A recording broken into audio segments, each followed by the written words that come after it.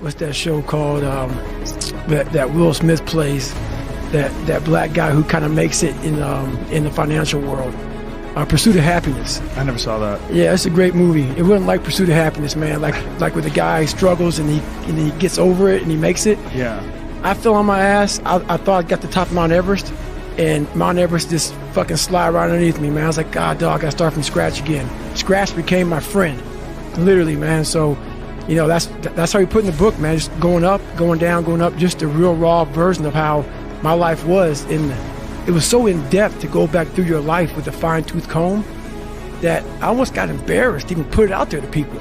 Yeah. That's what you understand, man. Like, even me right now to talk to you, I'm in the car for a fucking hour getting pumped up because I'm a shy, introverted, leave me alone type of guy.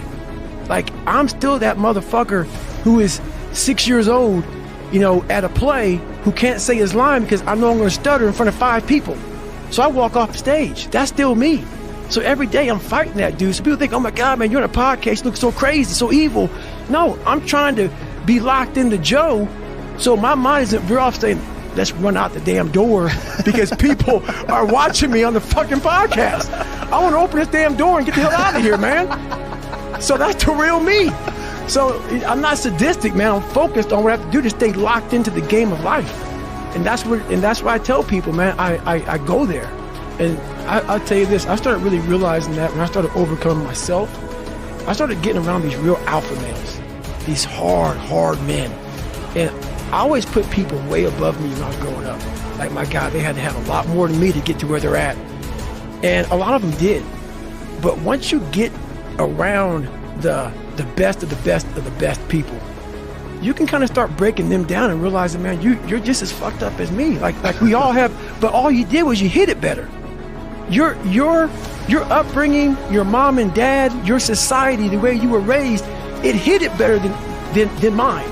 You weren't the only black kid, or it was like 5 in a school. You know, I can't hide. Going through buds, I was the only black kid. You can't hide. But I started realizing just because I look different than you, a lot of you motherfuckers can't hide either. So it started giving me courage through watching people that we all have a story. We all have a jacked up life in one way or another. Some of us don't have the guts to talk about it though. And that's where I found the guts to talk about mine, as psychological warfare. And that's where I started learning that life is one big psychological warfare that you play on yourself. You play on yourself, man. The most important conversation I ever had is with myself. And the shit I was telling myself was so fucked up, it was so wrong, it was so misguided. And other people start to write that dialogue for you also. And it starts to be what you say to yourself every single day. And I started creating a whole nother warfare. A whole nother battle started becoming. I was like, oh, hang on a second, guys. You have these tools. You have these tools. Your life was basically the perfect grounds for training for where you need to go in your life. All the beatings, all the bullying, all the, you know, you going through learning disabilities, all the struggles. It was the absolute perfect training ground for you to go to where you need to go. And that's how I started looking at my life versus woe is me, poopy pants, kick a rock down the street mentality. It was, nah, God just hooked you right the fuck up. He hooked you right up, man, with the perfect place. You were training for the first 18, 19, 20, you were training for this stuff, man. You have the advantage of everybody else versus, my God, they're so above me. They came from a great family.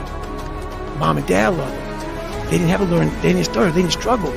No, man, your struggle is what made you who you are now. So I started flipping this into a whole different, I started being a master of what I was scared of. I was scared of my mind. And I became literally a master of that mind. And that's what now, from now on, it sets me apart from most people. I started diving into that. Well, I used to look at my life from a different vantage point. And when you're in all the muck, and you're just walking in muck and walking in muck and walking in muck, you don't see that if you look off to the fucking left of the muck, there's a sidewalk, brother. Get off of it. You have your head down looking in this muck. Once I saw the sidewalk, got the sidewalk, I got a little break. And I got a different vantage point. And then from the sidewalk, I found a cliff. Then I found a mountain. I got way up high on top of my life and looked back down on it and said, okay, I got to figure this out, man. I'm not going anywhere.